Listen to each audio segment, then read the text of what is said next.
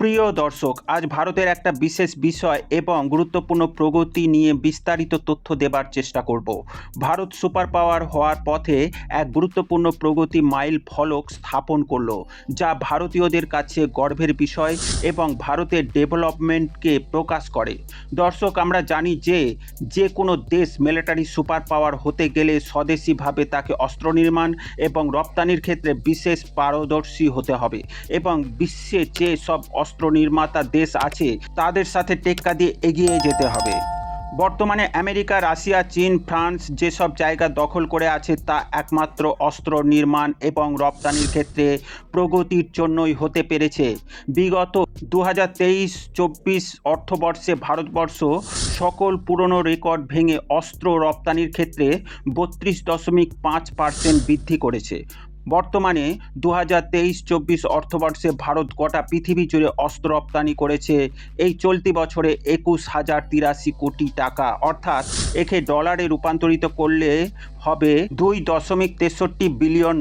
বিভিন্ন দেশে অস্ত্র রপ্তানি করেছে ভারত। 2.63 বিলিয়নটা পৃথিবীর মধ্যে অনেক দেশ আছে, সেই সব দেশের জিডিপি একত্রে $2 বিলিয়ন নয়। ভারতের অস্ত্রের কোয়ালিটি সম্বন্ধে গোটা পৃথিবীব্যাপী পশ্চিমা দেশের উপেক্ষা এবং এলিগেশনকে পিছনে ফেলে ভারত দক্ষিণ Africa, America, Armenia, Philippines, Vietnam এই সব দেশের সঙ্গে অস্ত্র চুক্তি এবং সরবরাহ অলরেডি জারি আছে। এছাড়াও ব্রাজিল, মিশর, জাপান, মালয়েশিয়া ভারতের অস্ত্র কেনার আগ্রহ প্রকাশ করেছে। সেক্ষেত্রে বিশেষ করে আর্মেনিয়া ভারতের কাছ থেকে গোলা বারুদ, অ্যামিনেশন, মাল্টি ক্যালিবারের তোপ এবং পিনাকা রকেট সিস্টেম অলরেডি ভারতের কাছ থেকে কিনেছে এবং এইবার ভারতের কাছ থেকে আকাশ অ্যান্টি মিসাইল সিস্টেম কেনার আগ্রহ প্রকাশ করেছে। শুনতে থাকুন, আপনারা অবাক হবেন ভারতের অস্ত্র রপ্তানির বিস্তৃতি দেখে।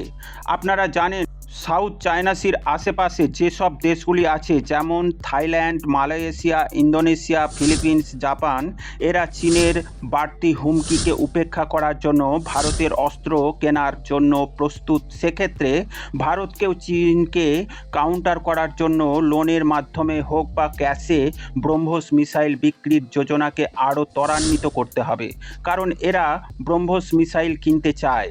ভারত অলরেডি ভিয়েতনামকে ব্রহ্মোস মিসাইল বিক্রি করেছে। এরাও চীনের আগ্রাসনকে রোখার জন্য এবং সমুদ্র সীমান্তকে সুরক্ষিত রাখার জন্য ভারতীয় অস্ত্রকে যথেষ্ট পছন্দ করে এবং কেনার আগ্রহ প্রকাশ করছে। এছাড়া পিনাকা রকেট সিস্টেম, আকাশ অ্যান্টি মিসাইল সিস্টেম এবং ভারতের তেজস যুদ্ধবিমান কেনার আগ্রহ অনেকে প্রকাশ করেছে। এছাড়াও দক্ষিণ আমেরিকার যেসব দেশগুলো Brazil, Argentina, Colombia, Venezuela, Peru, Chile ইত্যাদি দেশে প্রচুর পরিমাণে খনিজ সম্পদ উত্তোলন হচ্ছে, নতুন নতুন খনির সন্ধান মিলেছে। সেক্ষেত্রে এখানে যুদ্ধের সম্ভাবনা প্রবল হয়ে উঠছে এবং ওরা ভারতের কাছ থেকে অস্ত্র কিনে তা সুরক্ষিত হবার চেষ্টা করছে। সেক্ষেত্রে ভারতকে ওখানে অস্ত্র বিক্রির ক্ষেত্রে বিশেষ সুযোগ গ্রহণ করতে হবে।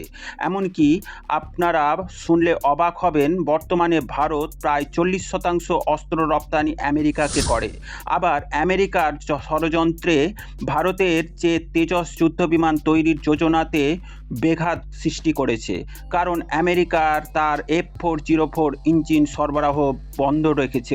সব দিক দিয়ে ভারতকে রুখার জন্য বহু দেশ যেসব চেষ্টা করছে, তেমনি পৃথিবী বহু দেশ ভারতের কোয়ালিটি সম্পন্ন অস্ত্র কেনার জন্য মুখিয়ে আছে।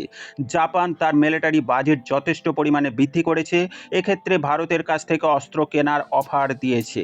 এই সব সুযোগগুলোকে কাজে লাগিয়ে ভারতকে আগামী অর্থবর্ষে আরও প্রগতির জন্য কাজ করতে হবে এবং যোজনা তৈরি করতে হবে, যাতে করে স্বদেশীভাবে অস্ত্র নির্মাণ এবং নতুন নতুন ইনোভেশনের ক্ষেত্রে বিভিন্ন স্বদেশি কোম্পানিকে ইনভলভ করতে হবে এবং তাদের মাধ্যমে আধুনিক অস্ত্র নির্মাণ করে রপ্তানির সুব্যবস্থা করলে তবেই ভারত সুপার পাওয়ার হবার পথে এগোতে থাকবে। প্রিয় দর্শক, এ বিষয়ে আপনাদের মতামত কমেন্টের মাধ্যমে জানাবেন। ডিফেন্স, ফরেন পলিসি ও জিও পলিটিক্স রিলেটেড খবর পেতে এই চ্যানেলটিকে সাবস্ক্রাইব করে পাশে থাকবেন, যাতে করে প্রতিদিনের প্রতিবেদন আপনাদের কাছে সহজেই পৌঁছায়। Thank you very much for watching my video.